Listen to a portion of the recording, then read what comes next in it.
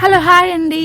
పదండి మీరు కూడా నాతో పాటు ఎంతో సింపుల్గా అండ్ టేస్టీగా ఉండే పచ్చడి అయితే చేద్దాం. ఇది ఒక వెరైటీ పచ్చడి. నేనైతే ఫస్ట్ టైం చేస్తున్నాను. అప్పుడెప్పుడో మా మేనత్త చేసిందనమాట. ఇప్పుడు అడిగి మరీ చేస్తున్నాను. నాకు నచ్చింది కాబట్టి మీకు చెప్తున్నాను. చేస్తే మళ్ళీ మళ్ళీ చేసుకోవాలనుకుంటారు. ఒకసారి అయితే చూసేయండి. దీంట్లో ముల్లంగి, పచ్చిమిర్చి, చింతపండు అండ్ తెల్లగడ్డలు మనం మామూలుగా పచ్చి పచ్చిగా అంటే మరీ గ్రైండ్ చేసేయకండి. అలా తొక్కలు తొక్కలుగా అన్నట్టు చేసుకోండి. అండ్ ఇప్పుడు తిరగమాత యాజ్ యూజువల్ మనం తిరగమాతలో పోపులు ఏమైతే వేస్తామో అవి వేసుకొని దాంట్లో ఇప్పుడు స్పెషల్ ఐటమ్ అయితే పసుపు అయితే వేసుకోండి. ఇది మెయిన్, చూడడానికి కలర్ఫుల్గా ఉంటుంది.